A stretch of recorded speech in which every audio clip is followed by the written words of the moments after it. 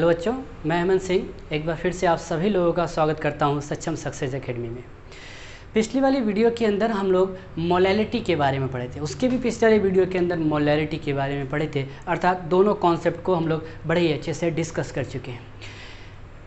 हमारा ये particular series concentration of solution के लास्ट वाले पोर्शन पर, जो कि 12th का लास्ट पोर्शन हमारा 12th क्लास में जब आप पढ़ेंगे तो आपको मोलैलिटी पढ़ाई जाती है, मोलैलिटी पढ़ाई जाती है, मोल फ्रैक्शन पढ़ाई जाती है, mass percentage, volume percentage, mass by volume percentage. नहीं, नॉर्मेलिटी भी हमारा कंसंट्रेशन ऑफ पर्टिकुलर सोल्यूशन के अंदर आता है, लेकिन हमारा 12th का टॉपिक ना होकर के वो 11th का होता है। नहीं, तो हम लोग फिलहाल में 12th के मद्देनज़र रखते हुए हम लोग मोल फ्रैक्शन को अभी डिस्कस करेंगे।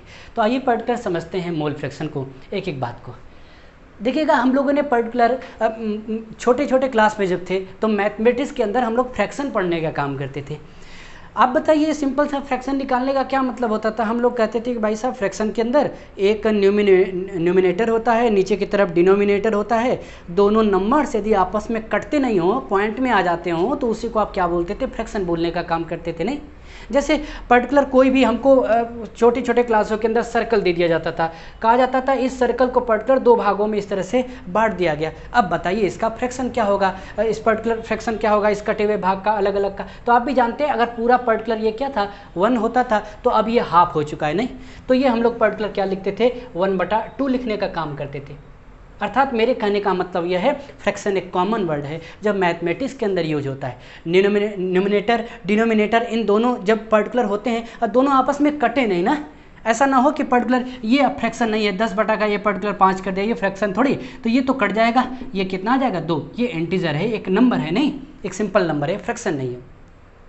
तो फ्रैक्शन एक कॉमन वर्ड है, अर्थात एक सिंपल सा पोर्शन है। आज हम लोग निकालने वाले हैं मोल फ्रैक्शन। लेकिन मैं आपसे कह दूं कि एक काम करिए, आपके पर्टिकुलर क्लास में या पर्टिकुलर आपके कोचिंग में 10 स्टूडेंट पढ़ते थे, उन 10 स्टूडेंट टेस्ट हुआ, 10 स्टूडेंट में से सिर्फ 5 ही क्या हुए? पास हुए। आप बताइए उसका फ्रैक्शन क्या होगा? तो आप कहेंगे देखिए 10 स्टूडेंट थे, उसमें से पास होने वालों की जो संख्या है वो पर्टिकुलर कितनी है? 5 है। तो आप कहेंगे पर्टिकुलर 5 पास हुए और बटा का ये क्या कर दिया आपने? पर्टिकुलर 10 करने का काम किया, तो ये इस तरह से हुआ। अर्थात कितने बच्चे पास हुए? आधे बच्चे पास हुए और आधे बच्चे क्या हो गए? फेल हो गए। अर्थात इसको मैं लिखूं तो इस तरीके से कितना आ जाएगा? ये 0.5 आएगा। इसका मतलब जीरो फ्रैक्शन के हिसाब से 0.5 बच्चे पास हुए। अब बताइए पर्टिकुलर कितने बच्चे पर्टिकुलर फेल हो गए होंगे? अगर आप 0.5 और 0.5 को जोड़े, अर्थात 0.5 बच्चे अगर पास हुए तो 0.5 बच्चे फेल हो गए होंगे। कैसे? देखिएगा, अगर 5 बच्चे पर्टिकुलर ये पास होने वाले की संख्या है, अगर मैं फेल होने वाले की फ्रैक्शन निकालूं, फेल होने वाले का फ्रैक्शन, तो भाई 5 पास हुए थे 10 में से, तो 5 फेल भी हुए होंगे, टोटल कितने होंगे? 10। बात वही आएगी ना, अर्थात 0.5। अर्थात 0.5 फ्रैक्शन में बच्चे पास हुए और 0.5 बच्चे में फेल हुए। अर्थात देखिएगा, एक बात मैं और भी यहाँ पर लिखने के हिसाब से इंडिकेट करना चाहता हूँ आप लोगों को, कि जो मोल फ्रैक्शन होता है हमेशा 1 में निकाला जाता है, 1 में निकाला जाता है। मोल फ्रैक्शन हमेशा 1 में निकालने का काम किया जाता है। बिल्कुल उसी तरीके से जैसे हम लोग पर्टिकुलर परसेंटेज निकालते थे, हम ये पर्टिकुलर लिखते थे कि ये कोई नंबर होता था, मास परसेंटेज में mass of solute upon mass of solution लिखते थे और इनटू का क्या कर देते थे? 100। अर्थात वहाँ पर जब हम लोग परसेंटेज निकालते थे तो कोई चीज़ 100 में निकालते थे, लेकिन मोल फ्रैक्शन में हम लोग जो कुछ भी निकालेंगे वो 1 में निकालने का काम करेंगे, 1 में निकालने का पर्टिकुलर काम करेंगे। जो भी फ्रैक्शन आप ले लीजिए, किसी भी नंबर का फ्रैक्शन ले ले और उसका आप पॉइंट में आंसर निकाले, दो को निकालें और दोनों को जोड़ने का काम करेंगे, हमेशा किसके बराबर आएगा? 1 के बराबर आएगा। नहीं, तो अगर इस पर्टिकुलर पोर्शन में देखिए, हमें एक सिंपल सा बात हम लोग कर रहे थे, हम लोग मोल के बारे में बात ही नहीं किया, सिर्फ फ्रैक्शन के बारे में बात किया। नहीं, हम लोग छोटे क्लास में पढ़ते, जैसे 10 बच्चे थे, 5 आपके पास हो गए, फेल हो गए, तो दोनों पास और फेल का आप क्या निकाल दीजिए? फ्रैक्शन निकालने का काम करिए। वहीं पर यह भी बात होती है कि अगर ऐसा लिखे कि आप एक काम करिए, भाई फ्रैक्शन नहीं चाहिए, परसेंटेज चाहिए, तो परसेंटेज भी निकाल दीजिए। नहीं, अब आप परसेंटेज निकालने का काम करेंगे तो भाई 5 बच्चे हुए, 5 पास हुए और ये पर्टिकुलर नीचे की तरफ हमारे टोटल कितने बच्चे थे? 10, और इनटू का ये क्या लिखा हम लोगों ने? 100 लिखने का काम किया। इससे इसको हटा देंगे, इनटू करेंगे, कितना आ जाएगा हमारा? ये 50% आ जाएगा। कितना आ जाएगा? 50%। और साफ ही नज़र आ रहा है कि 10 में से अगर 5 बच्चे पास हुए होंगे तो रिजल्ट तो 50% का ही पास होने का है और 50% फेल होने का है। नहीं, अर्थात मेरे कहने का मतलब फिर से समझिएगा, अगर मैंने आपसे कहा कि सल्यूट है, मैंने आपसे कहा सॉल्वेंट है बराबर का सल्यूशन है, तो हम लोग परसेंटेज में यहाँ लिख देते थे 100 और ये कहते थे कि 100 में ये सल्यूट और सॉल्वेंट प्रेजेंट होगा। अगर ये 40 होता है तो ये 60 होता था, अगर ये सॉल्वेंट 60 होता था तो सल्यूट 40 होता था, अर्थात बात जो भी होती थी वो 100 में होती थी। नहीं, लेकिन आज हमारा टॉपिक मोल फ्रैक्शन है, जो भी बात होगी वो पर्टिकुलर एक में होगी, हमेशा किस में होगी, 1 में होगी। अर्थात हमारा पर्टिकुलर ये भी आज सल्यूट है, ये सल्यूट है, प्लस का ये हमारा है पर्टिकुलर ये सॉल्वेंट, बराबर का क्या लिख दिया हम लोगों ने, सॉल्यूशन लिख दिया। जहाँ सॉल्यूशन हमारा 100 होता था, आज हमारा वो सॉल्यूशन के हिसाब से क्या मानेंगे, 1 मानेंगे। और उसमें पर्टिकुलर सॉल्यूट और सॉल्वेंट दोनों जुड़ करके एक ही आना चाहिए। जैसे ये 40 और ये 60 तो दोनों जुड़ करके 100 आनी चाहिए। नहीं, तो मेरे कहने का मतलब है मास पर्टिकुलर परसेंटेज निकालते थे, वैल्यूम परसेंटेज निकालते थे, अर्थात 100 में निकालते थे। लेकिन आज हम लोग मोल फ्रैक्शन निकालेंगे, अर्थात इस मोल फ्रैक्शन में जो भी वैल्यू निकाली जाएगी वो 1 में निकाली जाएगी। नहीं, अभी हम लोग फार्मूला लिखेंगे तो और भी अच्छे से समझेंगे, अर्थात एक आएगा। नहीं, अर्थात कहने का मतलब है देखिए 0.5, ये 0.5, इसका मतलब ये 0.5 प्लस का ये 0.5 दोनों को जोड़ेंगे तो क्या आएगा, 1 आएगा। अगर ऐसा ना बोले तो इसका मतलब ये है कि यहाँ पर 0.2, तो बताइए 1 लाने के लिए 0.8, इसका मतलब अगर सॉल्यूट 0.2 इसका पर्टिकुलर मोल फ्रैक्शन आता है और इसका मोल फ्रैक्शन 0.8, तो दोनों मिलकर के क्या होंगे, 1 होंगे। अगर ये 0.4 तो ये 0.6, अगर ये 0.6 तो ये 0.4, अर्थात कुल मिला करके ये 40 हो या 60 हो या 70 हो या 30 हो या पर्टिकुलर 60 हो या 40 हो, नहीं, हमेशा क्या आता था 100 के हिसाब से, उसी तरह ये 1 के हिसाब से आना चाहिए। अब हम लोग पढ़ते हैं पर्टिकुलर इसके फार्मूले के अंदर या इसकी डिफिनीशन क्या होगी। ये तो हम लोग बात कर रहे थे कि एक्चुअल में फ्रैक्शन है क्या। नहीं, आपने पास होने का फ्रैक्शन निकाल दिया, फेल होने का फ्रैक्शन निकाल दिया। अब आपको कहेगा एक सोल्यूशन ले लीजिए और इस सोल्यूशन के अंदर मान लीजिए एथेनॉल प्रेजेंट है, वाटर प्रेजेंट है, अब इसका आप फ्रैक्शन निकालिए। और फ्रैक्शन में भी क्या निकालेंगे कि वो लाल कपड़ा पहने हैं उसका फ्रैक्शन निकालेंगे, नहीं, यहाँ पर वो पर्टिकुलर लाल कपड़ा नीला कपड़ा तो नहीं पहने होंगे ना। पास और फेल होने वाली भी बात नहीं होगी क्योंकि पढ़े लिखे तो है नहीं, अर्थात पढ़ने लिखने वाली बात तो होगी नहीं सोल्यूशन के अंदर, वो तो हम पढ़ रहे हैं ना। अर्थात एथेनॉल होगा और वाटर होगा। ये हमसे पूछेगा कि भाई इसका एथेनॉल का इतना मोल और वाटर का इतना मोल है, तो बताइए उसका मोल फ्रैक्शन क्या होगा। दोनों का अलग अलग बताना होगा, वाटर का मोल फ्रैक्शन अलग बताएंगे, एथेनॉल का मोल फ्रैक्शन अलग बताएंगे। अब निकालेंगे कैसे, उसके लिए जाहिर सी बात है फार्मूले लिखेंगे। तो आइए हम लोग अब बात करते हैं एक्चुअल में मोल फ्रैक्शन के बारे में। चलिए बच्चों, नेक्स्ट देखते हैं हम लोग पर्टिकुलर मोल फ्रैक्शन। देखिएगा मोल फ्रैक्शन को इस तरीके का सिंबॉलिक रिप्रेजेंटेशन किया जाता है। इसको लोग पर्टिकुलर काई पढ़ने का काम करते हैं, कुछ लोग जाई पढ़ते हैं, कुछ लोग काई पढ़ते हैं, कुछ किताबें भी इसको काई लिखती हैं। जनरली काई लिखने का काम किया जाता है। आप याद रखिएगा इसको काई बोला जाता है नहीं, लेकिन हम लोग वीडियो में बार बार इसको क्या बोलेंगे, एक्स बोलेंगे। आदत हो गई एक्स बोलने की, एक्स से बोल दीजिए, आंसर में थोड़े कोनो फर्क पड़ने वाला, काई बोले, जाई बोले या फिर एक्स बोले, नहीं, रिप्रेजेंटेशन आपको ऐसा ही रखना पड़ेगा। नहीं, इस तरीके से कैसे बुलाएंगे, इस तरीके से एक यस टाइप का पोर्शन बनाएंगे और उसको सीधा खींच देंगे। ये टोटल यक्स कैसे होता है, टोटल यक्स इस तरह सीधा सीधा होता है, लेकिन ये काई रिप्रेजेंटेशन है, थोड़ा सा यक्स से अलग हट के बनाया गया है इसको।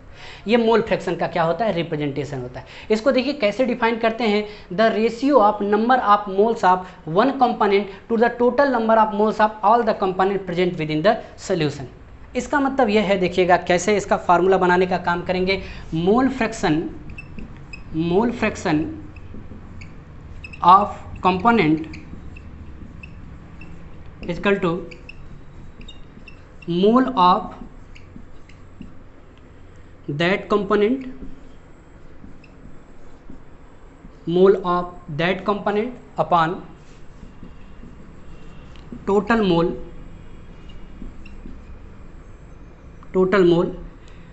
इन सोल्यूशन। तो ये हमारा इस तरीके से पर्टिकुलर बात आ जाएगी पर्टिकुलर मोल फ्रैक्शन की। ये देखिएगा इसी तरीके से डिफिनीशन भी लिखा हुआ है। किसी भी कंपोनेंट का आपको मोल फ्रैक्शन निकालना हो, नहीं, तो आप ऊपर की तरफ उसका मोल लिखिए, मोल ऑफ दैट कंपोनेंट, जिस कंपोनेंट का आप निकालने के लिए जा रहे हैं, और नीचे की तरफ आप उसमें टोटल मोल लिखिए। जैसे ऐसा बोलते थे ना, 300 नंबर पाएँ, 500 नंबर में से तो 300 बटा का 500 आप उसका क्या निकाल दीजिए, फ्रैक्शन। और परसेंटेज बोले तो 300 बटा का 500 इंटू का 100। हमने आपसे कहा कि मोल फ्रैक्शन हमेशा 1 में निकाला जाता है और जो पर्टिकुलर परसेंटेज जो निकाला जाता है वो 100 में निकाला जाता है। कई किताबें इसको यहाँ पर इंटू लगा करके 1 लिखने का काम करती हैं, क्योंकि वो दिखाना चाहती हैं, बताना चाहती हैं कि भाई साहब जो मोल फ्रैक्शन आप निकालें वो अलग नहीं निकालें, परसेंटेज से मिलता जुलता क्या है टॉपिक है। जहाँ पर परसेंटेज में इंटू 100 लिखा जाता है वहाँ पर मोल फ्रैक्शन में क्या लिखा जाता है 1। लेकिन फिलहाल में 1 से इंटू करें, डिवाइड करें तो बात क्या है, सिंपल सी बात है, इंटू करेंगे तो वही आंसर आएगा हमारा। तो कई किताबें लिखती हैं, कई किताबें नहीं लिखती हैं, डायरेक्टली फार्मूला क्या बनता है हमारा यही बनता है। नहीं तो ये अंडरस्टूड वाली बात होती है, कॉमन सेंस वाली बात होती है, इस नाते हो सकता है न लिखते हो ना, लेकिन आप याद रखिएगा। अर्थात मोल fraction of A component, mole of that component upon total mole in the solution. क्या मतलब है इसका, देखिएगा आपको इस तरह से निकालना होगा। जैसे मैंने कहा आपको सोल्यूशन दे देगा, इस सोल्यूशन के अंदर एथेनॉल प्रेजेंट है, ये लिखा मैंने एथेनॉल, और ये लिखा इस तरीके से वाटर, दो चीज़ें प्रेजेंट है। वाटर इसमें सॉल्वेंट की तरह बिहेव कर रहा है, एथेनॉल इसमें सोल्यूट की तरह बिहेव कर रहा है। अब हमसे पूछेगा मोल फ्रैक्शन ऑफ एथेनॉल बताइए, मोल फ्रैक्शन ऑफ वाटर बताइए। तो अगर आप मोल फ्रैक्शन ऑफ एथेनॉल निकालने के लिए जाएंगे तो एथेनॉल का जो भी मोल दिया रहेगा ऊपर और नीचे की तरफ टोटल मोल दोनों को क्या करेंगे, जोड़ देने का काम करेंगे। जैसे एक एग्जांपल के लिए ले लें कि इसका भाई सिंपली मैंने मान लिया कि 3 मोल प्रेजेंट है और वाटर का हमारा इस तरीके से 5 मोल प्रेजेंट है, इसका 3 मोल और इसका 5 मोल। अब हमको मोल फ्रैक्शन ऑफ एथेनॉल अगर निकालना है, एथेनॉल निकालना है तो कैसे निकालने का काम करेंगे, एथेनॉल का मोल लिखेंगे ऊपर की तरफ जिसका हमें निकालना है, एथेनॉल का मोल फ्रैक्शन निकालना है तो ऊपर एथेनॉल का ही मोल लिखेंगे और नीचे की तरफ दो total mole in the solution, solution में टोटल मोल 5 3 और ये कितना हो जाएगा 8 हो जाएगा, अर्थात 3 प्लस और ये पर्टिकुलर क्या कर देंगे 5 कर देंगे। लेकिन फिलहाल में बात बदल जाएगी ना, अगर आप वाटर का मोल फ्रैक्शन निकालने के लिए जा रहे हैं तो आप ऊपर की तरफ वाटर को लिखेंगे, अर्थात क्या लिखेंगे, वाटर का मोल लिखेंगे। वाटर का मोल कितना है 5, तो ये 5 हो जाएगा और नीचे की तरफ बात अब भी वही होगी, 3 + 5 8 लिखा जाएगा ना, अर्थात total mole present in the solution. इस तरीके से निकालने का काम करेंगे। अर्थात बाइनरी सोल्यूशन है तब ना, टर्नरी सोल्यूशन बोलता 3 कंपोनेंट अगर होते हैं, एथेनॉल भी होता, वाटर भी होता और इसमें मेथेनॉल भी अगर मिला दिया जाता है तब भी आप उसको क्या कर सकते हैं, निकालने का काम किया जा सकता है। तो mole fraction of component equal to mole of that component, जिस कंपोनेंट का मोल फ्रैक्शन आपको निकालना है upon total mole present in the solution. मैं तो इसको पर्टिकुलर बड़ा आसानी शब्द में याद रखता हूं, पर्टिकुलर आप याद रखें उसके मोल बटा टोटल मोल, उसके मोल बटा टोटल मोल। एक सिंपल सा याद रखने का तरीका आप कर सकते हैं, उसके मोल किसके मोल, जिसका मोल निकालना है उसके मोल और बटा का टोटल मोल, जिसका भी मोल निकालना उसके लिए मैंने बोल दिया उसके मोल और बटा का टोटल मोल, आपको मिल जाएगा मोल फ्रैक्शन। आइए इस फॉर्मूले को और भी हम लोग आगे की तरफ तोड़ने का काम करते हैं और देखने का काम करते हैं। चलिए बच्चों, नेक्स्ट हम लोग देखने का काम करते हैं कि और भी इस पर्टिकुलर फार्मूले को जो हम लोगों ने पढ़ा इसको कैसे एक्सप्लोर कर सकते हैं। देखिएगा, जैसे हमको पर्टिकुलर एक बाइनरी सोल्यूशन मान लीजिए मिला, एक बाइनरी सोल्यूशन, आप भी जानते हैं बाइनरी सोल्यूशन का क्या मतलब होता है, जिस सोल्यूशन में कितने कंपोनेंट प्रेजेंट हो, 2 कंपोनेंट प्रेजेंट हो उसको बाइनरी सोल्यूशन, 3 कंपोनेंट प्रेजेंट हो तो टर्नरी सोल्यूशन बोलते हैं ना। इस तरीके से हमको बाइनरी सोल्यूशन मिला है और हमको इस बाइनरी सोल्यूशन में एक कंपोनेंट का नाम इसने बोला ए, बोला कुछ भी बोल दिया ए नहीं, जनरलाइज करके, और एक जो कंपोनेंट है मैं इसको शॉर्ट फॉर्म में लिख रहा हूँ, ये कंपोनेंट है, कंपाउंड नहीं, कंपोनेंट, इसको पर्टिकुलर हम लोगों ने क्या बोला, इसको बोला बी। तो एक कंपोनेंट सोल्यूशन में ए है, एक कंपोनेंट सोल्यूशन में बी है और ये हमने इस तरीके से बना दिया एक पर्टिकुलर बीकर जिसके अंदर कंपोनेंट ए और कंपोनेंट बी प्रेजेंट है। अब हमको पर्टिकुलर क्या निकालना है, ए का मोल फ्रैक्शन निकालने के लिए बोला और आपसे मैंने बोला कि बी का मोल फ्रैक्शन बताइए अलग अलग, तो आप इसको निकालने का काम करेंगे। तो सबसे पहले आप ये डिसाइड कर लें कि मोल फ्रैक्शन में क्या लिखा जाएगा, ऊपर की तरफ जिसका मोल फ्रैक्शन निकालना उसका मोल बटा का क्या लिखना है, टोटल मोल। तो सबसे पहले हम लोग मोल देख लेते हैं, मोल ऑफ कंपोनेंट ए। अगर mole of particular component A लेते हैं तो ये हमने मान लिया Na, लेट मान लिया Na, और यहाँ पर particular mole of component B ले लिया तो इसको क्या मान लिया हम लोगों ने Nb। टोटल मोल कैसे लिखा जाएगा, टोटल मोल को लिख दीजिए इस तरीके से, अर्थात Na और प्लस का Nb, ये हमारा हो गया इस तरीके से टोटल मोल। अब हमको कहना है कि मोल फ्रैक्शन हमको इस तरह से यक्स से या काई से रिप्रेजेंट किया जाता है, तो ये हमने रिप्रेजेंट किया इस तरीके से, ये हो गया मोल फ्रैक्शन। अब किसका निकालना है, अगर मोल फ्रैक्शन कंपोनेंट ए का निकालना है तो यहाँ नीचे की तरफ हमने लिख दिया ए कि हम ए का निकालने के लिए जा रहे हैं, अंडरस्टूड के लिए नहीं, सिंबॉलिक रिप्रेजेंटेशन, जिससे हमें लंबा लिखना ना पड़े। तो इस तरह से एक्स ए हमने लिखा इस तरीके से इज इक्वल टू, आपको पर्टिकुलर मोल फ्रैक्शन ऑफ ए निकालना है तो इसका मोल ऊपर की तरफ रहेगा ए का और बटा का टोटल मोल। तो यहाँ पर हमने डिसाइड किया है कि ये Na है अपान ये नीचे की तरफ Na और ये प्लस का क्या लिख दिया हम लोगों ने Nb। इसी तरीके से ये हमारा अगर मोल फ्रैक्शन हमको निकालना हो बी का बी कंपोनेंट का इन सोल्यूशन के अंदर, तो ऊपर की तरफ Na नहीं लिखेंगे, बी का मोल लिखेंगे अर्थात Nb। जब ए का निकालना था तो Na लिखा, बी का निकालना है तो ऊपर की तरफ Nb और नीचे की तरफ क्या लिखेंगे Na और ये प्लस का लिखा Nb। ये हमारा इस तरीके से क्या आ गया, रिप्रेजेंटेशन आ गया, नहीं इस तरीके से। लेकिन एक सिंपल सी बात याद रखिएगा, क्या इतना आसान हमको क्वेश्चन मिलेगा कि आपको ऊपर की तरफ ये 5 मोल दे दे, नीचे की तरफ इस तरह अलग अलग मोल दे दे, एक में 5 एक में 2 दे दे, तो 5 2 7 आप जोड़ के लिख दीजिए और ऊपर 5 लिख दीजिए। यकीन मानिए इस तरीके से क्वेश्चन नहीं मिलेगा। अगर इस तरीके से क्वेश्चन नहीं मिलेगा तो किस फॉर्म में मिलेगा, वेट में मिलेगा। आपको पर्टिकुलर वेट देगा इन ग्राम। अच्छा सोचिए, अगर हमको ये पता है कि पर्टिकुलर किसी भी रिप्रेजेंटेशन में अगर हम लोग ऐसा लिखना जानते हैं n इजकल टू डब्ल्यू बटा का m ही तो है, mole is equal to weight of substance upon molar mass या मॉलिक्यूलर मास ऑफ सब्सटेंस। तो सिंपल सी बात है, आपको मोल अगर डायरेक्ट नहीं देगा तो क्या देगा, वेट देगा। और उससे आप क्या निकाल लेंगे, मोल निकाल लेंगे। कैसे निकाल लेंगे, उसके वेट में उसके मॉलिक्यूलर मास का क्या करेंगे, डिवाइड करने का काम करेंगे। तो बिल्कुल इस रिप्रेजेंटेशन में हम लोग इसको और भी आगे बढ़ा दें तो n नहीं देगा तो n की जगह क्या लिख सकते हैं, वेट देगा a का और उसका a का मॉलिक्यूलर मास होगा जो भी NaOH होगा तो NaOH का, H2 होगा तो H2O का, नहीं H2SO4 होगा तो H2SO4 का। कंपोनेंट ए है तो इसके लिए हमने लिख दिया कि भाई वेट भी कंपोनेंट ए का और मॉलिक्यूलर मास या मोलर मास भी कंपोनेंट ए का लिखिए। तो ओवरऑल हम क्या लिख रहे हैं, एन लिख रहे हैं, क्योंकि एन इजकल टू डब्ल्यू बटा एम होता है ना, इसको मिला के क्या मिलेगा हमको एन। अभी भी हमने मोल ही लिखा है। और पर्टिकुलर नीचे की तरफ क्या लिख दिया जाए, ये भी अगर हमको डायरेक्ट नहीं दे तो ये हमने लिखा डब्लू ये बटा का यम और एक इसके लिए ए के लिए। अच्छा बी के लिए एक पर्टिकुलर कैसे लिखेंगे, बिल्कुल उसी तरीके से डब्लू और ये एम और ये क्या लिख दिया हम लोगों ने, बी लिख दिया। तो ये कंपोनेंट बी का वेट लिखेंगे, कंपोनेंट बी का मोलर मास लिखेंगे और इसको क्या करेंगे, कैलकुलेट करेंगे। अगर आप ये इसी फार्मूले में सब कुछ लिख के कैलकुलेट करेंगे तो थोड़ा कन्फ्यूज़न हो जाएगा नहीं। हम लोग अलग अलग कैलकुलेट करके आएंगे, अलग अलग इसको क्या करेंगे, कॉपी के कोने में आप कैलकुलेट कर लीजिएगा कि एन ए अगर डब्ल्यू बटा का एम अगर ए का निकालना है तो वो कितना होगा, ये कितना होगा, ये कितना होगा। अर्थात सिंपल रिप्रेजेंटेशन के हिसाब से इसको आप क्या कर सकते हैं, सॉल्व करने का काम कर सकते हैं।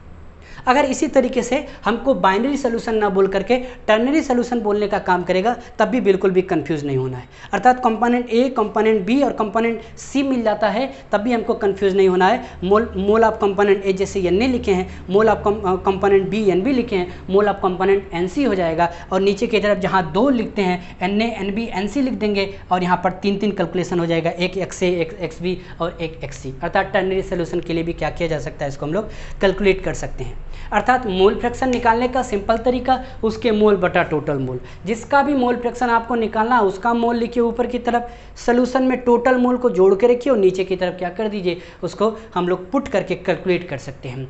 याद रखिएगा आपको डायरेक्ट मोल नहीं देगा। अगर आपको डायरेक्ट मोल नहीं देता है तो हम उसको पर्टिकुलर वेट देगा। तो मोल में कन्वर्ट करने के लिए वेट अपॉन मॉलिक्यूलर मास करेंगे और बड़े आसानी से कैलकुलेट कर लेंगे पर्टिकुलर इस मोल फ्रैक्शन को इसको रख करके। चलिएगा कुछ पॉइंट और भी देखते हैं। चलिए बच्चों एक नोट पॉइंट याद रखिएगा मोल फ्रैक्शन में बड़ा ही इंपॉर्टेंट, कि जब कभी भी हम लोग 2 कंपोनेंट मिला उसका आप मोल फ्रैक्शन क्या करिए, निकाल लेने का काम करिए। लेकिन एक छोटा सा कैलकुलेशन हमारी एक लेंदी जो कैलकुलेशन उसको क्या कर सकता है, बचा सकता है। एक छोटा सा पॉइंट नहीं, देखिएगा क्या होता है कि the sum of mole fraction of all the component present within the solution is equal to 1। मैंने आपसे जब शुरुआत किया था टॉपिक का तो मैंने आपसे पहले ही कहा था कि जब कभी भी हम लोग परसेंटेज की बात करते हैं तो हमेशा इज इक्वल टू क्या लिखते हैं, 100। यहाँ पर हमारा सल्यूट है, यहाँ पर सॉल्वेंट है, ऐसा लिखते हैं ना, यहाँ पर इस तरह से 100 लिखने का काम करते हैं। वहीं पर मोल फ्रैक्शन में अगर लिखने का काम करें तो 1 लिखने का क्या करेंगे, काम करेंगे। अर्थात आज हम लोग mole fraction is equal to क्या करेंगे, 1 करने का काम करेंगे। अर्थात देखिएगा क्या मतलब है इसका, आप एक कंपोनेंट ए निकाल लीजिए, इस कंपोनेंट ए का मोल फ्रैक्शन निकाल लीजिए जो कि कितना आ गया, मान लेते हैं कंपोनेंट ए का मोल फ्रैक्शन ऑफ कंपोनेंट ए कुछ भी आ गया होगी वैल्यू। और इसी तरीके से कंपोनेंट बी का मोल फ्रैक्शन क्या लिख लिया हम लोगों ने, एक्स भी ले लिया, और ये इजिकल टू क्या हो जाएगा, 1 हो जाएगा। बिल्कुल उसी तरह कोई इसमें सॉल्यूट होगा, कोई सॉल्वेंट होगा, बराबर का क्या हो गया 1। जैसे मास परसेंटेज में सॉल्यूट सॉल्वेंट होता था इजिकल टू 100, क्योंकि परसेंटेज था ना वो। एक्स ए और प्लस का ये एक्स भी इजिकल टू 1, यही बात लिखी गई है कि द सम आप अर्थात ये एडिंग के लिए the sum of mole fraction of all the component, 2 component है बाइनरी सोल्यूशन में, present within the solution is equal to the 1। ये इस तरीके से, अर्थात अभी हम लोगों ने जब बात किया था कि 10 बच्चे थे, 5 पास हुए, 5 फेल हुए, तो उनका मोल फ्रैक्शन 0.5 आता था, अर्थात 0.5 पास हुए, 0.5 फेल हुए, तो दोनों को जब जोड़ेंगे तो कितने के बराबर आएगा, 1 के बराबर आएगा। अर्थात एक सिंपल सी बात है कि अगर आपने particular mole fraction of x से निकाला, कैसे निकालेंगे मोल फ्रैक्शन ऑफ एक्स से, अभी तो हम लोगों ने बताया X equal to Na upon Na plus का क्या लिखेंगे Nb। आपने इतना कैलकुलेशन करके, और वो भी आपको मोल डायरेक्ट ना दिया हो तो क्या देगा, वेट, वेट से उसके मोलर मास या मॉलिक्यूलर मास से इंटू करके क्या आप हम क्या निकाल लेंगे, उसका मोल निकाल लेंगे, नहीं। अर्थात एक लेंदी कैलकुलेशन थोड़ा बहुत हो जाता है। तो यहाँ पर हमारा X equal to Na upon Na plus Nb, आपने जो भी वैल्यू निकाला, मान लेते हैं पर्टिकुलर इसकी वैल्यू 0.4, लेट एज्यूम दैट कि जो भी यूनिट दिया होगा, जो भी वो वैल्यू दिया होगा उसके हिसाब से इसका मोल फ्रैक्शन 0.4 आ गया। तो आप अब एक्स भी निकाले जाएंगे, एक्स भी निकालने के लिए जाएंगे तो यहाँ पर Nb हो जाएगा, और यहाँ पर फिर Na और A प्लस का Nb हो जाएगा। मोल फ्रैक्शन मोल आप क्या लिखेंगे B, तो उससे हमको क्या निकल जाएगा, मोल फ्रैक्शन ऑफ B कंपोनेंट। फिर से उसको कैलकुलेट करेंगे, नहीं, इस तरीके से जब आप कैलकुलेट करेंगे तो कुछ आंसर आएगा। लेकिन मानिए इस पर्टिकुलर पोर्शन में आप इतना कैलकुलेशन करने के लिए जाएंगे, इसको मत करिएगा।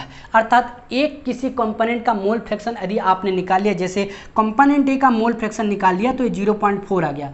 दोनों का मोल फ्रैक्शन जब भी आप कैलकुलेट करेंगे तो हमेशा इजिकल टू क्या आएगा, 1 के बराबर आएगा। तो जब आपने एक का निकाल लिया तो दूसरे का अपने आप निकाल सकते हैं। सोचिए 0.4, 1 में से 0.4 आप माइनस करेंगे तो कितना आ जाएगा, 0.6 आने का काम करेगा। अर्थात एक 0.4 होगा तो दूसरा 0.6, अर्थात सोचिए एक 0.5 आ गया तो दूसरा कितना होगा, 1 में से 0.5 माइनस करेंगे ना मैथमेटिकल कैलकुलेशन के हिसाब से, तो ये भी 0.5 आ जाएगा। अगर मैं इसको 0.8 कर देता हूँ तो निश्चित है कि ये 0.2 आएगा, नहीं, क्योंकि सभी मोल फ्रैक्शन इजिकल टू क्या होना चाहिए, 1 होना चाहिए। तो आपने अगर एक कंपोनेंट का मेहनत करके, नहीं इधर उधर से कैलकुलेशन करके आपने निकाल लिया मोल फ्रैक्शन, तो दूसरे का इतना बड़ा कैलकुलेशन मत करिए, इजिकल टू 1 करिए और उसका आप क्या निकाल लीजिए, पर्टिकुलर मोल फ्रैक्शन निकाल लीजिए। क्योंकि ये पॉइंट है, ये पर्टिकुलर एक जो हमारा कैलकुलेशन है, कैलकुलेशन को बार बार करके देखा गया, इजिकल टू क्या आया, 1 आया। तो the sum of mole fraction of all the component present within the solution is equal to the 1। अगर आप एक कंपोनेंट का मोल फ्रैक्शन जान चुके हैं तो दूसरे कंपोनेंट को निकालने के लिए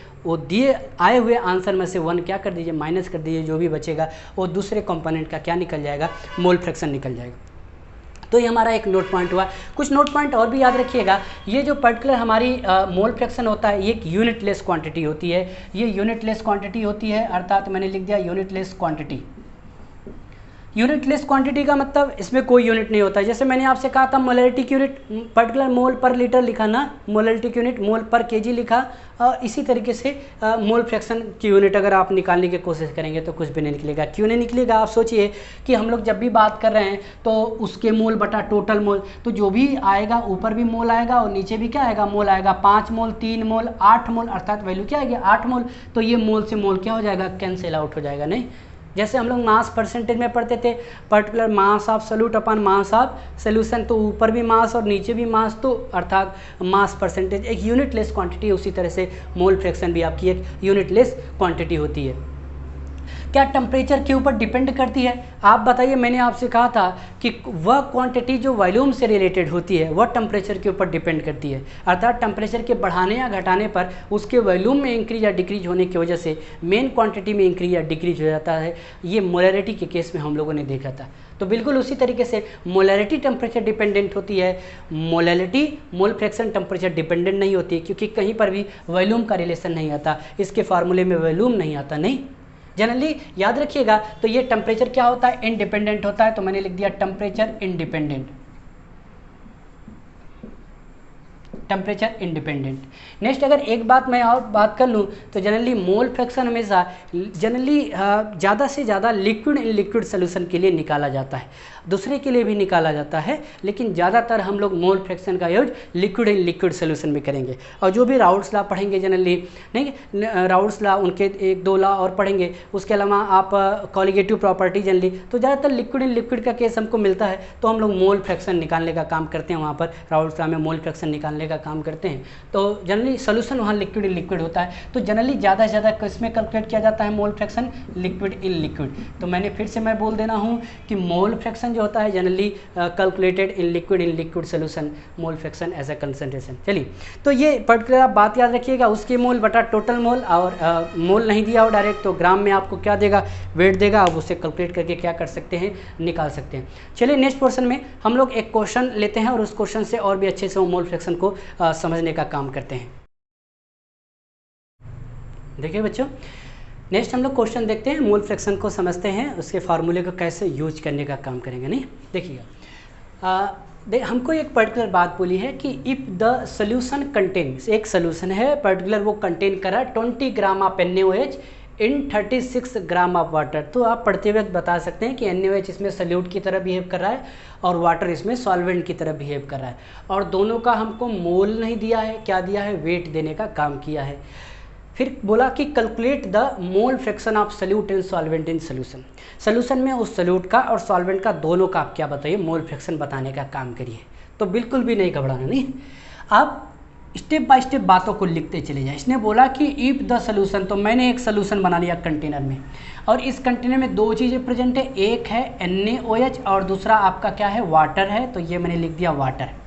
ये देखिए NaOH इसमें किसकी तरह बिहेव कर रहा है, सल्यूट की तरह, और वाटर किसकी तरह बिहेव कर रहा है, हमारा सॉल्वेंट की तरह। अब हम लोग लिखते हैं, क्या हमको गिवन है बताइए, वेट ऑफ सल्यूट कितना दिया, 20 ग्राम, तो हमने लिख दिया वेट ऑफ सल्यूट, ये हमको दिया है वेट ऑफ सल्यूट, ये हमको दिया 20 ग्राम वेट ऑफ सल्यूट, जो कि हमारा क्या है, NaOH है। अच्छा, वेट ऑफ सॉल्वेंट कितना दिया है हमको, वेट ऑफ सॉल्वेंट, अगर आप क्वेश्चन में पढ़ें तो वेट ऑफ सॉल्वेंट हमको 36 ग्राम, ये क्या दे दिया है, वेट ऑफ सॉल्वेंट दे दिया है। आइए, अब हमको क्या निकालने के लिए बोल रहा है कि कैलकुलेट द मोल फ्रैक्शन, जैसा बोलता है वैसा ही काम करते हैं। हमको मोल फ्रैक्शन निकालना है, अर्थात सल्यूट और सॉल्वेंट दोनों का निकालना है। हमारा सल्यूट कौन है, NaOH, तो हम मोल फ्रैक्शन निकालते हैं NaOH का, अर्थात सल्यूट का।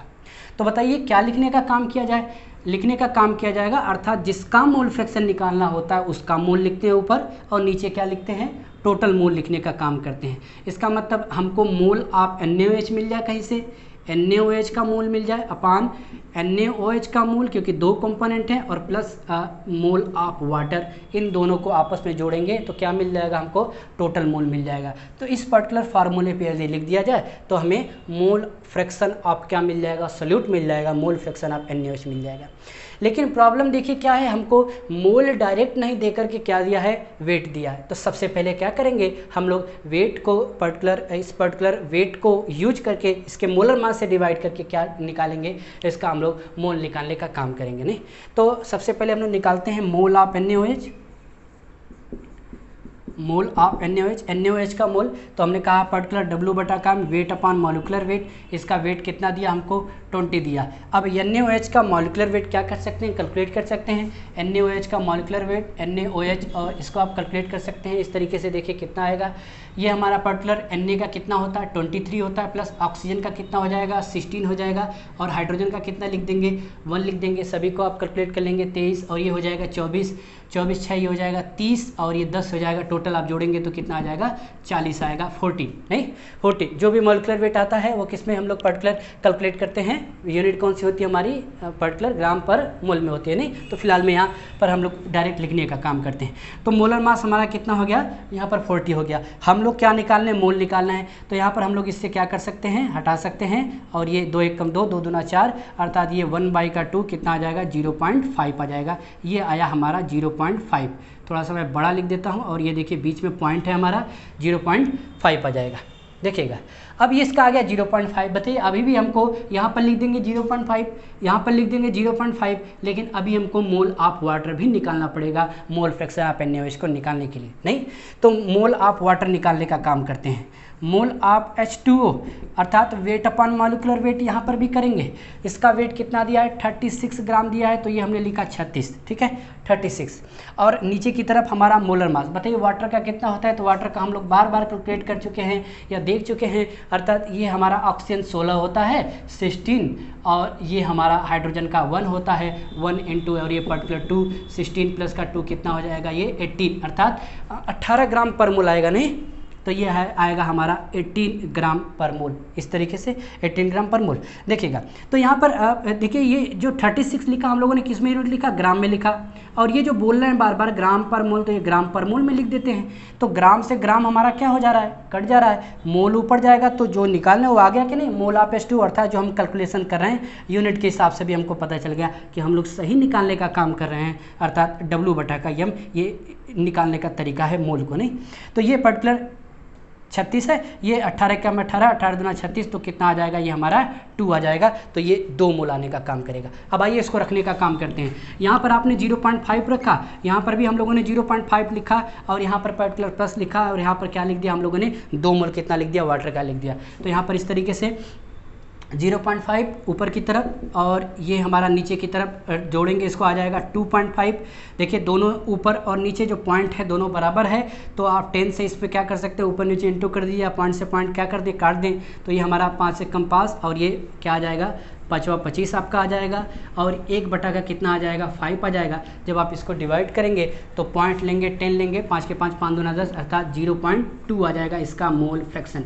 तो इसका मोल फ्रैक्शन XNaOH अर्थात मोल फ्रैक्शन ऑफ NaOH की वैल्यू कितनी आ गई, 0.2 आ गई।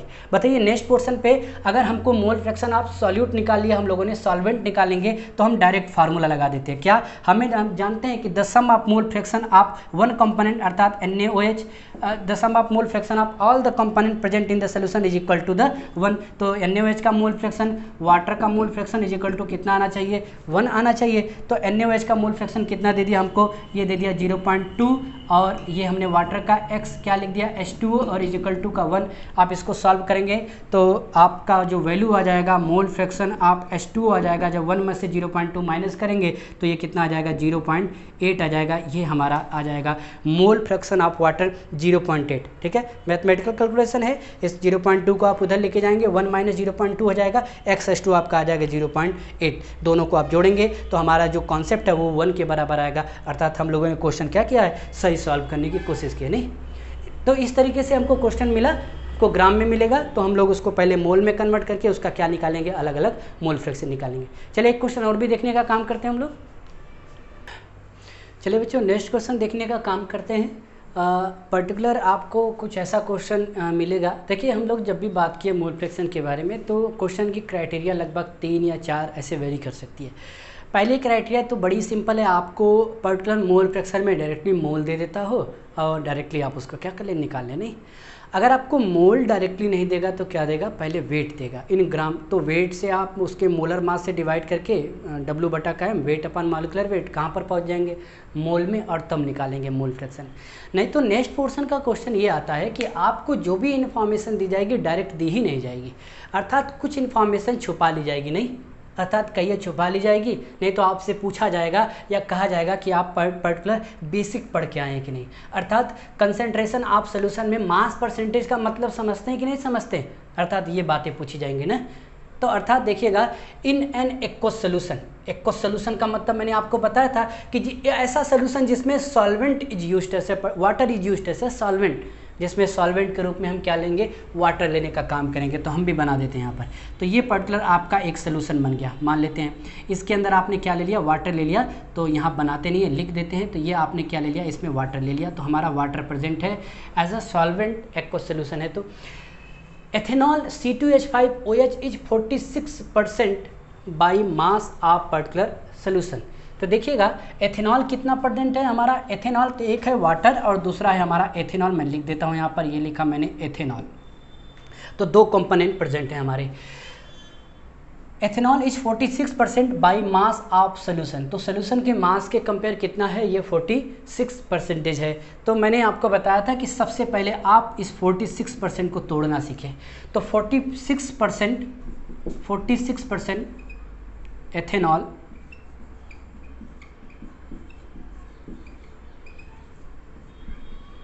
एथेनॉल बाई मास मीन्स क्या है 46 ग्राम आप क्या लिख सकते हैं 46 ग्राम आप ethanol present in 100 gram of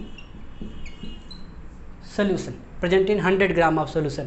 तो 46% एथेनॉल बाई मास का मतलब है 46 gram of ethanol present in 100 gram of solution. अब आप सोचिए आपका पर्टिकुलर यहाँ पर जो सोल्यूट है ये हमारा सोल्यूट और ये हमारा सॉल्वेंट इज इक्वल टू ये क्या लिख दिया हम लोगों ने सोल्यूशन। तो ये टोटल ओवरऑल कितना है 100 ग्राम और आपका सोल्यूट कितना है 46 है और ये आपको सॉल्वेंट निकालना है अर्थात सॉल्वेंट कौन है हमारा वाटर। अगर सॉल्वेंट निकालना है तो दोनों को क्या करेंगे माइनस करेंगे अर्थात वाटर के वेट को निकालने के लिए 100 माइनस 46 करेंगे कितना आ जाएगा आपका 54 ग्राम आ जाएगा। तो वाटर जो कि सॉल्वेंट की तरह बिहेव कर रहा है उसका वेट आ गया 54 ग्राम और एथेनॉल जो कि उसमें सोल्यूट की तरह बिहेव कर रहा है उसका कितना आ गया 46 ग्राम आ गया। अब हम लोग उस सिचुएशन पर आ गए जो पहले वाला क्वेश्चन था अर्थात आपको वेट दे दे तो यहाँ पर इंफॉर्मेशन छुपी हुई थी आपको उसको तोड़नी थी। जैसे ही तोड़ा आपने पर्टिकुलर ये चीज़ निकाल ली। अब आइए क्या कैलकुलेट करना है हमको मान लेते हैं हमें मोल फ्रैक्शन कैलकुलेट करना है। किसका कैलकुलेट करना है एथेनॉल का। तो लिखते हैं मोल फ्रैक्शन ऑफ एथेनॉल। तो मोल ऑफ एथेनॉल का मोल हमें चाहिए एथेनॉल का मोल कैलकुलेट करना पड़ेगा डायरेक्ट नहीं दिया नहीं अर्थात मोल ऑफ एथेनॉल लिख दिया फिर यहाँ पर मोल ऑफ एथेनॉल और प्लस का क्या लिखेंगे मोल ऑफ वाटर अर्थात दोनों को जोड़ेंगे टोटल मोल ऑफ सोल्यूशन हो जाएगा। तो सबसे पहले हम लोग निकालने का काम करते हैं मोल ऑफ एथेनॉल। तो एन एथेनॉल अर्थात मोल ऑफ एथेनॉल निकालना है यदि आपको तो वेट अपॉन मॉलिक्यूलर वेट चाहिए। वेट अपॉन मॉलिक्यूलर वेट इसका वेट कितना दिया है 46 ग्राम दिया है कि निकालना पड़ा ना इन्फॉर्मेशन तोड़नी पड़ेगी आपको। अगर आपको ये बातें नहीं समझ में आती हैं कि 46% एथेनॉल बाई मास का क्या मतलब है तो आप मास परसेंटेज वाला वीडियो देखें और इस चीज़ को अच्छे से क्लियर करके चले क्योंकि आपको ये बार बार देखना है अर्थात परसेंटेज के फॉर्म में क्वेश्चन आपको बार बार मिलेंगे। तो W/M तो यहाँ पर एथेनॉल का वेट लिख देते हैं हम लोग यहाँ पर 46 और यहाँ पे मॉलिक्यूलर मास एथेनॉल का चाहिए तो मैंने यहाँ पे कैलकुलेट किया है। कैसे कैलकुलेट करेंगे C2H5OH इसका फार्मूला होता है एथेनॉल का नहीं। कार्बन इसमें होता है 2 तो यहाँ पर एक कार्बन का 12 तो इंटू का क्या कर दिया 2। ऑक्सीजन का होता है 16 तो 16 लिख दिया और यहाँ पर हाइड्रोजन यहाँ पर 1 और यहाँ पर 5 टोटल 6 और एक हाइड्रोजन का मोलर मास मॉलिक्यूलर मास 1 तो 1 इंटू 6 तो एक 24 16 और एक 6 आया टोटल आप जोड़ेंगे कितना आ जाएगा 46 आने का काम करेगा नहीं। तो यहाँ पर 46 है 46 ग्राम भी है और मॉलिक्यूलर वेट भी 46 है टोटल मिला के कितना आ जाएगा हमारा ये 1 मोल आ जाएगा। इसका आंसर कितना आएगा 1 मोल आ जाएगा यहाँ पर। इसी तरीके से आप NH2 निकालिए अर्थात मोल आपको यहाँ रखना होगा मोल ऑफ वाटर। तो वेट अपॉन मॉलिक्यूलर वेट लेने का काम करते हैं अर्थात बताइए क्या इसमें डायरेक्टली हमको दिया है इसका वेट नहीं। जैसे हम लोग 46% को तोड़े 46 ग्राम तो एथेनॉल हो गया 100 में से 46 को माइनस किया अर्थात सॉल्वेंट का वेट मिल गया 54 ग्राम नहीं तो वेट कितना मिला 54 ग्राम। और पर्टिकुलर हमारा जो मोलर मास होता है वाटर का अभी हम लोग पिछले वाले क्वेश्चन में देखे थे ये पर्टिकुलर 18 आप इसको काटेंगे 18 पर्टिकुलर 3 बार ये में कट जाएगा 18×54 नहीं तो ये 3 में चला जाएगा। तो इस तरीके से आप इसको निकालने का काम करें। बताइए इसका मोल कितना आया मोल फ्रैक्शन ऑफ एथेनॉल निकालना है तो उसका मोल अर्थात 1 मोल आया ऊपर की तरफ और नीचे की तरफ इसका 1 और इसका 3 क्या करेंगे जोड़ देने का काम करेंगे 3 और 1 कितना हो जाएगा टोटल ये 4 हो जाएगा। इसको आप कैलकुलेट करेंगे इसका आंसर आ जाएगा 0 पॉइंट पर्टिकुलर इस तरीके से 25 ये आंसर आ गया आपका मोल फ्रैक्शन ऑफ एथेनॉल का। अब आप बताइए मोल फ्रैक्शन ऑफ एथेनॉल यदि आपने निकाल लिया है मोल फ्रैक्शन ऑफ एथेनॉल निकाल लिया तो प्लस का mole fraction of water is equal to का कितना हो जाएगा 1 हो जाएगा। अब मोल फ्रैक्शन ऑफ वाटर आपको अगर चाहिए तो 1 माइनस 0 पॉइंट क्या कर दिया जाए 25। जैसे ही 1 माइनस 0.25 करेंगे मोल फ्रैक्शन ऑफ आप मैं यहाँ लिख देता हूँ मोल फ्रैक्शन ऑफ वाटर जो आएगा आपका 1 माइनस 0.25 करने पर अर्थात कितना आ जाएगा 0.75 आएगा। अर्थात दोनों को जोड़ने पर कितना होना चाहिए 1 दोनों को जोड़ेंगे तो कितना आएगा 1 आएगा। अर्थात कैलकुलेशन कुछ भी हो आंसर कुछ भी आए नहीं। फिलहाल में मेरा उद्देश्य आपको इस पर्टिकुलर क्वेश्चन को समझाना है और इस परसेंटेज से जो परसेंटेज को तोड़ के मोल फ्रैक्शन को निकालने वाली बात होती है उसको समझाना है। अगर ये आप बात समझ जाते हैं कि परसेंटेज से कैसे मोल फ्रैक्शन के फार्मूले पर वैल्यू को रखा जाए तो मेरा पूरा मकसद क्या हो जाता है कंप्लीट हो जाता है। अर्थात 46% एथेनॉल बाई मास का मतलब मैंने आपको बताया था परसेंटेज 100 के लिए लगा दीजिए और 46 से सल्यूट के लिए gram particular 46 gram of ethanol present in 100 gram of solution नहीं। तो तो ये पर्टिकुलर हमारा जो कंसंट्रेशन ऑफ सॉल्यूशन का सेशन था वो इसमें हम लोग मोल फ्रैक्शन कॉन्सेप्ट के तौर पर पढ़ लिए नहीं। नेक्स्ट पोर्शन पे हम लोग हमारा पर्टिकुलर मोलैरिटी और मोलैलिटी जो कुछ भी हम लोगों ने फार्मूला पढ़ा उसका यूज आप कैसे करेंगे उसको देखने का काम करेंगे, अर्थात कुछ क्वेश्चन को सॉल्व करने का काम करेंगे। तभी के लिए आप पर्टिकुलर इन कॉन्सेप्ट को फिर से पढ़ें, बार बार रिपीट करने का काम करें और समझने का काम करें क्या चीज़ें ना बताई जा रही हैं। चलिए चलते चलते यदि आपने चैनल को सब्सक्राइब नहीं किया तो प्लीज़ सब्सक्राइब कर लें, कमेंट करें, शेयर करें। Thank you.